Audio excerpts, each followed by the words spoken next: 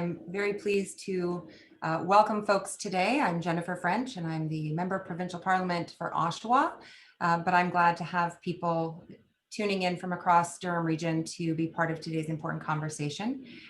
Yesterday, of course, as you know, the Ontario NDP launched its plan for housing. And so today I'm pleased to welcome Andrea Horvath back to Durham region to have this conversation, because it's a human right to have housing, but everyone deserves a place to live. And across the Durham region, as in other communities, people need help to be able to buy homes, to be able to afford that down payment. And it's really challenging for folks to even imagine themselves being able to stay in their communities. So Andrea, you have always done the heavy lifting and a lot of important work to fight for folks to be able to have safe and affordable housing. So really, we're glad to have you here in Oshawa and in Durham region today. So welcome. Well, thank you very much, Jennifer, a fantastic MPP for Oshawa and someone who really does look, broader than the community to the entire Durham region in the work that you do. So thanks so much for all of that hard work. And we have Malik Loden with us today as well. And Malik's going to talk about his experience in terms of trying to get into the housing market. So I'm going to just start by saying that I think that we all believe that everybody deserves a stable, safe, comfortable place to call home in the community that they love, similar to what Jennifer just said. A home that you can afford, a home that fits your family and meets your needs. And for a lot of folks, home ownership has been out of reach, along with the stability and financial security that comes with it. A lot of families are stuck in rental units. In some cases, those units are run down or even unsafe. Other families are forced to live in really cramped conditions because they're not able to afford a bigger home that can accommodate their growing or multi-generational families. So people are priced out of the neighborhoods that they love, and they're forced to move away from family, away from the place that they grew up. At the same time, affordable housing and assisted living spaces have become harder and harder to find. In fact, Ontario's wait list for affordable housing has grown to more than 185,000 families. And 35% of those people that are on those waiting lists are seniors. Ontarians know that we didn't get here overnight. Finding a good home you can afford has been getting harder and harder for decades. The Liberals had 15 years to make things easier for Ontario families. They simply chose not to. They let landlords hike the rent in between each tenant. They cut public housing to help pay for corporate tax cuts. And they let billionaire speculators snatch up the bulk of properties, forcing Ontario families to compete over what was left. But for over just the last couple of years, Doug Ford has taken things from bad to worse by scheming to help his billionaire investor and developer buddies. He canceled rent control on new units, made it easier to evict people, and he was busted trying to let developers pave over Ontario's greenbelt. Not once, not twice, but 3 times he was busted. He's not helping you. He's making choices that help them.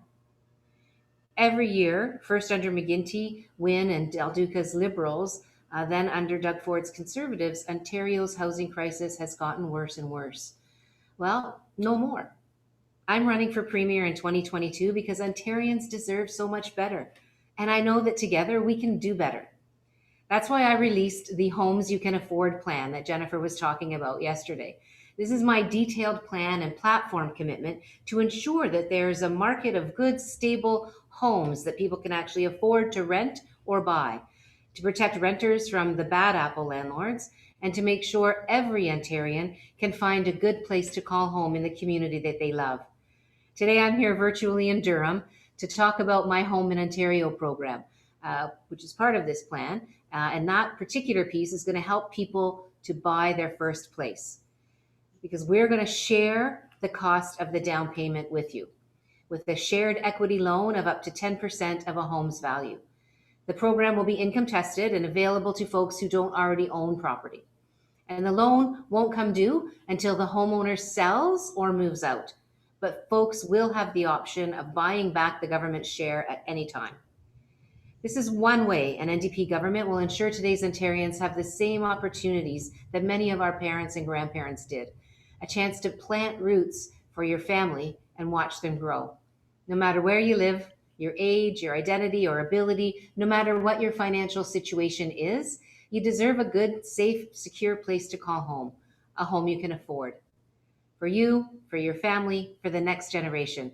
This is a plan that offers hope. Together, we can make it happen.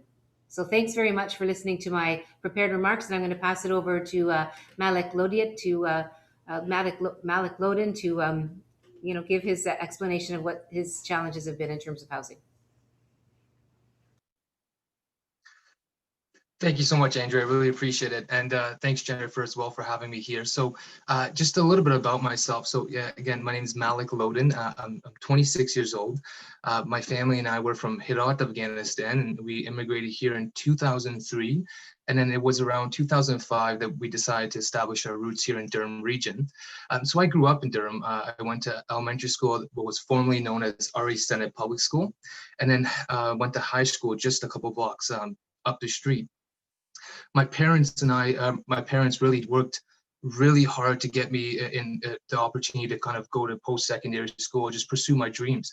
My mom worked 3 jobs to be able to pay rent, and we rented for a number of years when we first came here. And my father was able to chip in as well, and ultimately we were able to kind of save up for a down payment for a modest family home, and this is where I'm at now. So I had a chance. My mom worked really hard. She gave me these opportunities. And so my brother and I both went off to universities. My brother went to Queen's University, and I went to Carleton to study finance. And now we're ready to kind of turn the page in our lives, right? We're back from university. We've graduated. I studied finance at Carleton.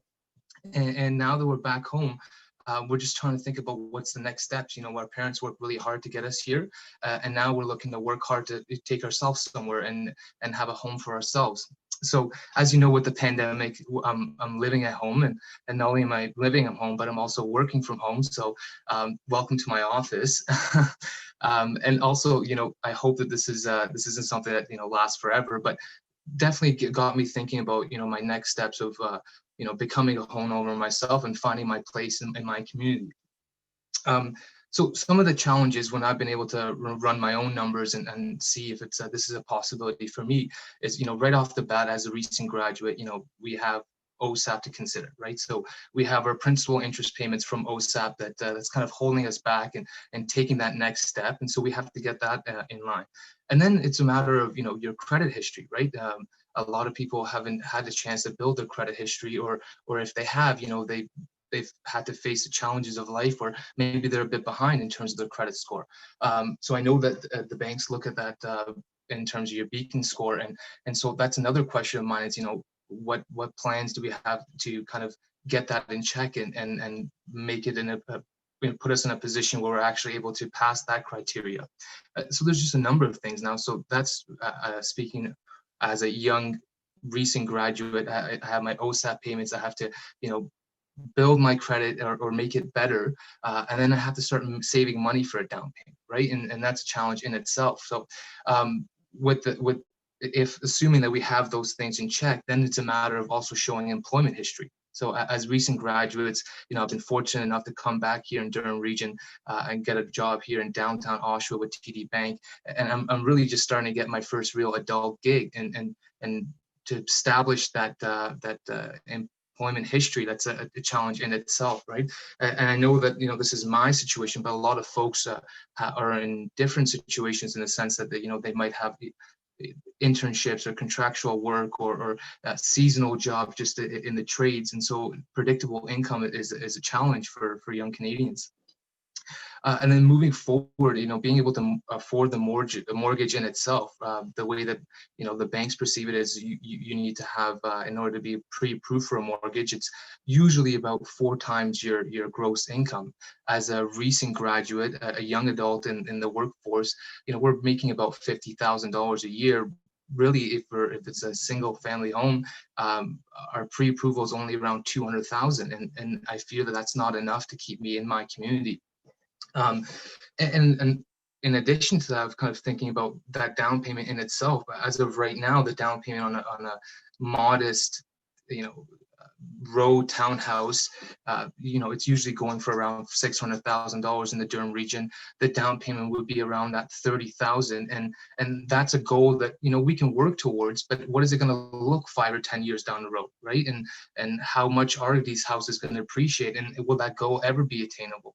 And so it's challenging to kind of have all the stars align to be able to buy a home, and it just almost feels like it's out of your reach, especially in your own community. I mean, what would be great for us, speaking for myself, is my parents aren't getting any younger. I've had to move back from Ottawa to be near them and help them up as much as I can. And I have a kid brother as well who's in high school. He's looking to take his next steps, and I want to be around for his growth, and I don't want to miss out on that, right?